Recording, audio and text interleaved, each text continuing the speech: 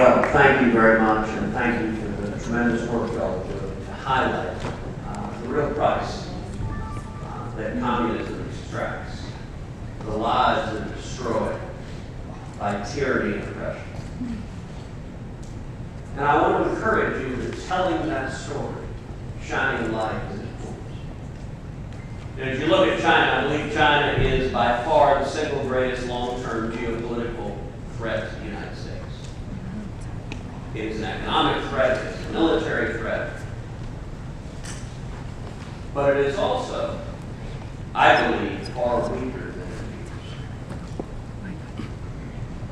When I was a child, I was born in 1970. I was a kid during the Jimmy Carter years. I was 10 when Reagan became president. I remember at the time the Soviet Union, we were told, was unstoppable. It was this mighty military behemoth that could not be defeated. And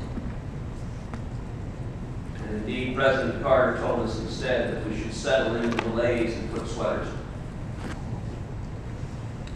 Well, Ronald Reagan came in to the White House with a very different view. He stood up and he described the Soviet Union as an evil empire.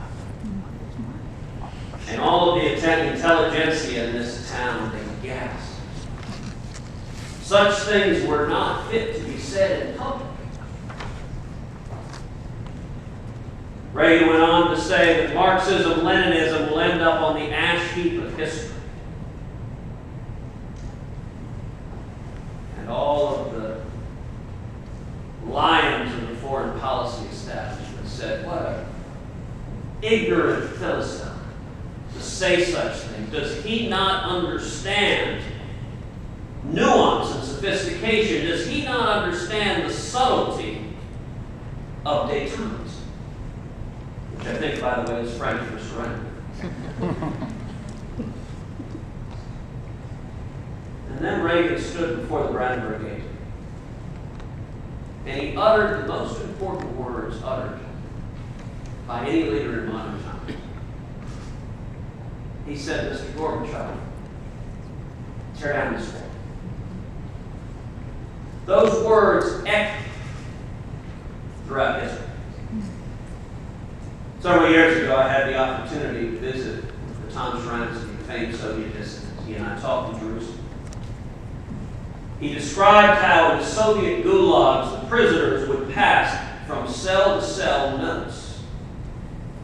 Did you hear what Reagan said? Evil empire. Ash heap of history. Tear down this wall. In the darkest prison camps, that light shone through. Now, many people don't know the backstory behind Reagan's speech at the Brandenburg Gate. 3 times, the State Department edited that line out of the speech. And 3 times, Reagan wrote it back with his own hand. And the State Department argued to him, Mr. President, you cannot say this. This is too provocative. This is too belligerent. Here was their killer argument. This is unrealistic.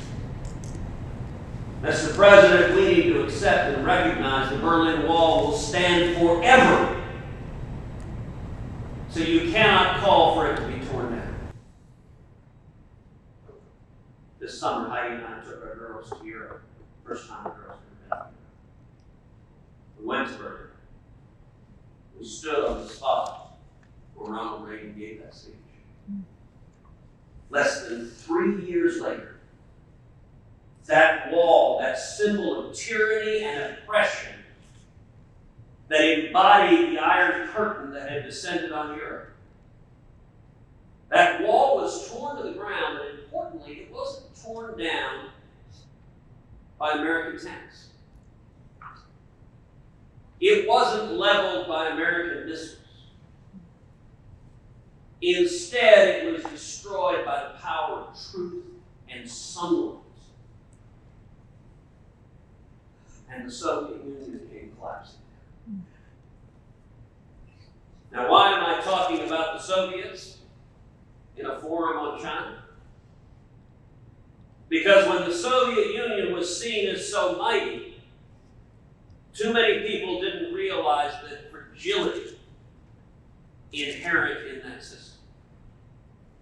Tyrannies and dictatorships fear the truth. We all know the Chinese censor references to Tiananmen Square. Ask you a simple question. Why? If they're such a mighty, unshakable dictatorship, why should they fear what people say? Because truth has power. The protesters walking the streets of Hong Kong, waving American flags, quoting the American founders, demanding freedom. The Chinese dictatorship trembles at those protesters. Some simple facts. Chinese Communist Party persecutes Christians today, blocking entry to sites of worship, interrupting gatherings, dismantling crosses, destroying churches, and disbanding congregations. Officially, at least 4,000 Falun Gong practitioners have died in prison as a result of torture, mistreatment, and execution, although some human rights groups believe the number is much, much higher. The CCP not only tortures and murders Falun Gong practitioners, it also harvests their organs on massive scale. That's a point that deserves to be repeated. The next time someone is celebrating our friends of the Chinese government, it may perhaps be worth asking, are you often in the practice of palling around with organ harvesters? These are barbaric and horrific practices. The Chinese Communist Party has held anywhere from 500,000 to 1 million Uyghur Muslims in re-education camps. CCP claims it's released most of the Uyghurs. But there's evidence that, like so much propaganda from the regime, is simply not true. Conditions in the so-called re-education camps are brutal, including forcing Uyghur Muslims to renounce their religion, to drink alcohol, and to eat pork. Well, I will confess what will be torture to them. For a Texan, it's not so bad. Since the Chinese invasion of Tibet in 1950, the CCP has murdered over 1 million Tibetans. The CCP is attempting to commit cultural genocide against the Tibetan people. Government forces destroyed over 6,000 Buddhist monasteries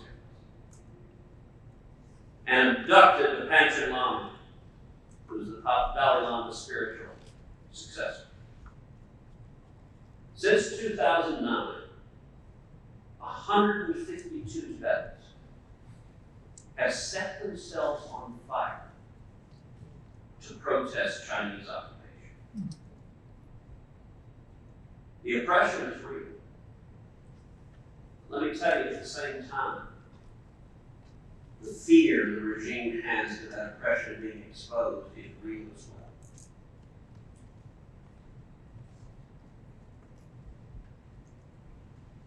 well. Several years ago, I introduced legislation to rename the street in front of the Chinese embassy Lujiabou Plaza, after the famed Chinese dissident, hero of Tiananmen Square, Nobel Peace Laureate, who had been wrongfully imprisoned, held against his will. Now, the idea where it came from is actually Reagan did the same thing. Reagan in 1987, renamed the street in front of the Soviet Embassy Sakura Plaza. And it was part of understanding the clarity, and you may think, oh, come on, street name. Why does that matter? How is that possibly a consequence? Well, it means anytime anyone on the planet wants to write to the embassy, they have to write the name to this. It means on the website today, if you're getting directions to the embassy, they have to give the address, which means they're forced to acknowledge and say the name. When I introduced the legislation to rename the street in front of the Chinese embassy, several times I went to the floor of the Senate seeking passage. And several times that legislation was met with rejection. California Senator Dianne Feinstein came to the floor and objected. She stood and blocked it, and she said, if we do this, it will irritate the Chinese Communist government. I said, yeah, that's kind of the point. So she objected multiple times. In the Senate, there are all sorts of ways one exerts and uses levers to move policy. I have not been shy about using those levers. So in response to that legislation being blocked, this was during the Obama administration, I placed a hold on every nominee to the State Department. Said no more nominees are going through. Well, unsurprisingly, the Obama administration was quite dismayed. And they came and said, what can we do? How can we get our nominees through? I said, no problem. We can resolve this quickly and easily. Pass my legislation. Mm-hmm. They came back and said, well, how about just a resolution saying it might be a good idea? I said, no, I want legislation mandating the street be changed. And if we pass that, I'll lift the hold. At the end of the day, the Obama administration agreed. Senator Feinstein withdrew her objection, and the United States Senate passed my legislation to rename the street by a vote of 109. Now, unfortunately, that legislation ran aground in the House. Actually, House Republicans refused to take it up, much to my frustration. But here's an interesting story. Started in 2017, Trump administrations began. Rex Tillerson, the Secretary of State. Rex and I had breakfast over at Foggy Bottom. We're talking about a host of issues, including China. And he said, you know, when I sit down and meet with my Chinese counterparts, and they list their top foreign policy priorities, their top diplomatic priorities, among their top three is to prevent your legislation renaming the street in front of their embassy. Now, at the time, Liu Xiaobo had passed away. But his widow, Liu Xia, was still held in China against her will. And so I told Rex at that time, I said, I'll tell you what. Lean on China to release Liu Xia. And I said, you can use me as the bad guy, so I'm perfectly fine to be the head. You tell China either they release Liu Xia or I'm going to pass my legislation. And you know it's not an empty threat because I've done it already and passed it through the Senate unanimously. At the same time, I said, I'll tell you what, if they release Liu Xia, I'll pull back and stop pressing the legislation. Just a couple of months later, China released Liu Xia. Tyrannies fear truth. They fear sunrise.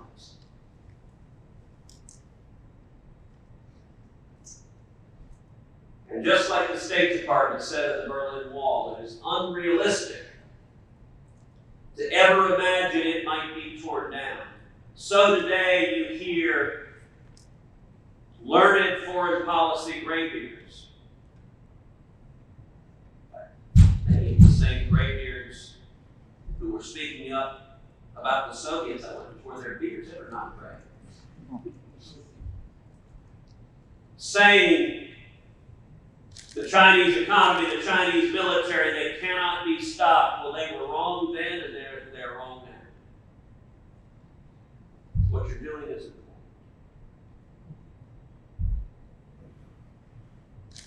Every soul on earth yearns to be free. Now, that doesn't mean it's America's job to send our sons and daughters into harm's way, to forcibly liberate them. But America does have a responsibility to be a beacon for freedom. To speak out, to highlight dissidents, to call out human rights abuse, to identify, isolate, and shame tyrants and dictators. There is power in speaking the truth. And I commend the men and women here today for doing that.